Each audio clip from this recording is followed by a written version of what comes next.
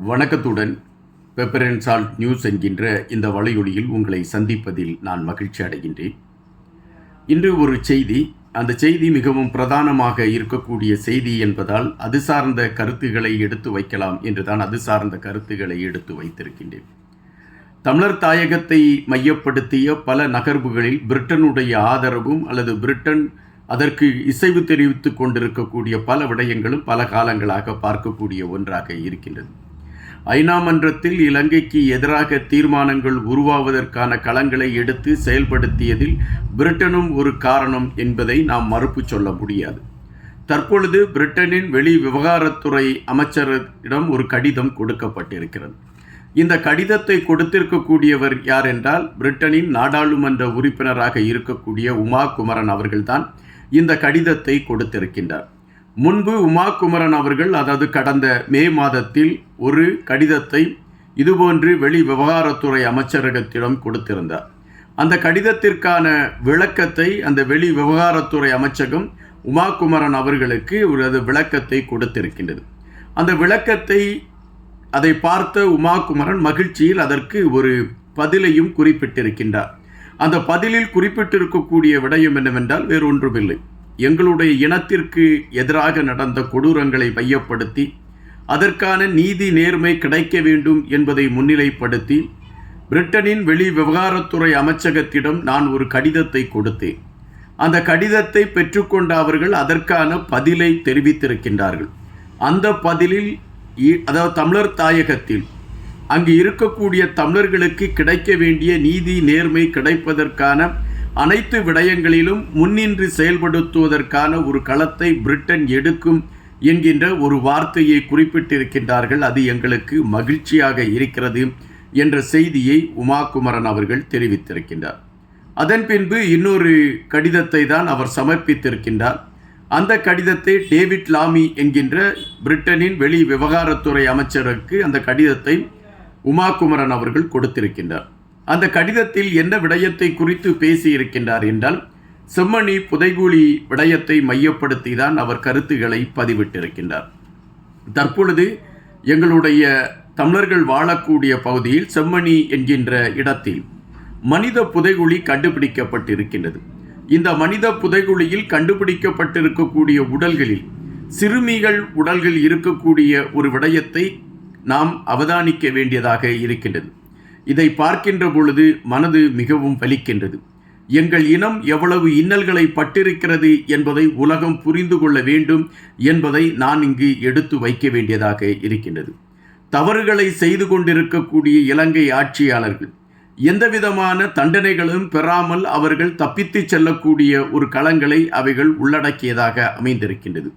இதுபோன்று பல புதைகுழிகள் வடக்கு பகுதியில் அமைந்திருக்கிறது என்பதுதான் வருத்தமான பதிவு. ஆனால் அந்த புதைகுழிகளை தோண்டி ஆய்வு செய்வதற்கான நிதிகள் தங்களிடம் இல்லை என்று இலங்கை ஆட்சியாளர்கள் அதை செயல்படுத்துவதற்கான ஒரு முயற்சிகளை எடுக்காமல் புறந்தள்ளி கொண்டு செல்லக்கூடிய ஒரு களத்தை தான் எடுத்துக்கொண்டு இருக்கின்றார்கள். இதனால் எங்களுடைய எங்களுடைய உறவுகளின் நிலை என்ன என்கின்ற விடயம் தெரியாமலே தவிக்க வேண்டிய ஒன்றாக இருக்கின்றது. எங்களுக்கு இருக்க ஆதாரங்களை நாங்கள் வெளியே கொண்டு வந்து சர்வதேசத்திடம் கொண்டு வந்து வைப்பதற்கான களங்களும் உருவாகாத ஒரு சூழல் உருவாகி கொண்டு இருக்கின்றது. நான் பிரிட்டன் அரசாங்கத்திடம் கேட்பது ஒன்றுதான், பிரிட்டன் அரசாங்கம் இந்த விடயத்தில் தனி கவனம் செலுத்த வேண்டும். எங்கள் இனத்திற்கு ஏற்பட்டிருக்கக்கூடிய கொடூர அழிவிற்கான ஒரு தீர்வை உருவாக்குவதற்கான முயற்சிக்கு சர்வதேச நாடுகளிடம் ஒரு அழுத்தத்தை கொடுத்து அதன் அடிப்படையில் சர்வதேச நாடுகள் எங்களுக்கான தீர்வை எழுதுவதற்கான ஒரு களத்தை கொண்டு வர வேண்டும். அதுபோல தற்பொழுது இலங்கையை பொறுத்தமட்டில் ஒரு விடயத்தை அவர்கள் அழுத்தமாக சொல்லிக் கொண்டு இருக்கின்றார்கள். மனித புதைகுழிகள் இருக்கிறது என்று சொல்கின்றார்கள்.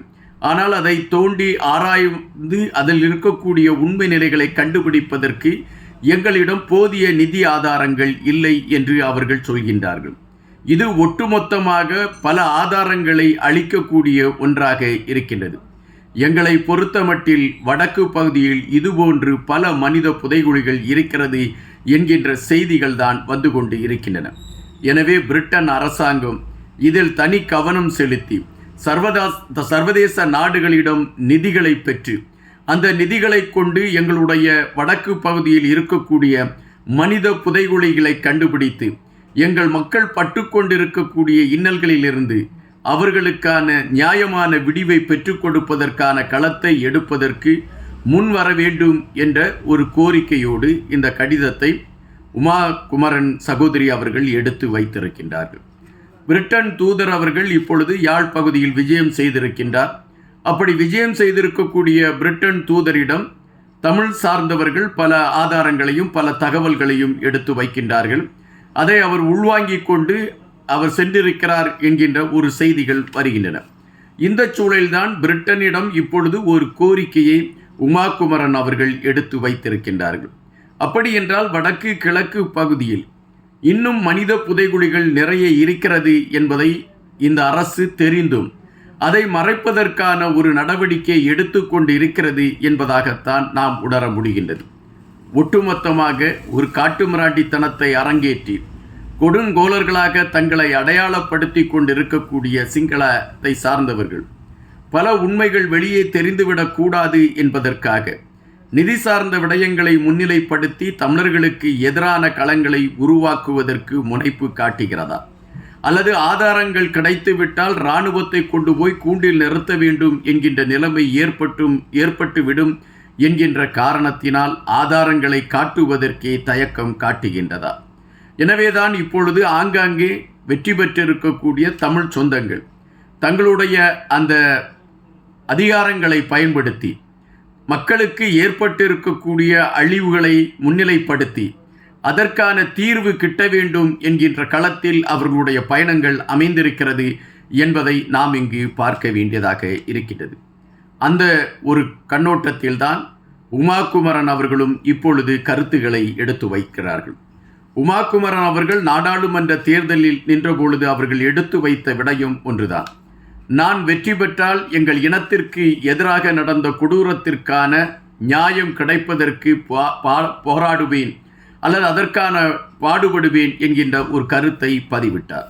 அதுபோல அவர் வெற்றி பெற்று நாடாளுமன்ற உறுப்பினராக பதவியேற்ற அந்த சூழலிலும் எம் இனம் பட்டுக்கொண்டிருக்கக்கூடிய இன்னல்களை மையப்படுத்திய களத்தோடு தான் என்னுடைய பயணம் இருக்கும், அவர்களுடைய வேதனைகளை துடைப்பதற்கான முயற்சிகளை நான் எடுத்துக்கொண்டு பயணிப்பேன் என்று அவர் அறிவித்திருந்தார்.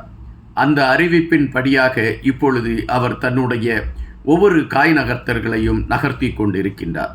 மனித புதைகுழிகள் இன்னும் இலங்கையில் எங்கெங்கு இருக்கிறது என்பதை கண்டுபிடித்து அவைகளில் இருக்கக்கூடிய ஆதாரங்களை எடுத்து சிங்கள ஆட்சியாளர்களுக்கு ஒரு பெரும் நெருக்கடியை கொடுப்பதற்கான முயற்சிகளை எடுக்க வேண்டும் என்று பிரித்தானியாவிடம் சகோதரி உமா குமரன் அவர்கள் கோரி இருப்பது ஒரு மாற்றத்திற்கான அரசியலாகத்தான் பார்க்கப்படுகிறது. நன்றியுடன் இன்பா.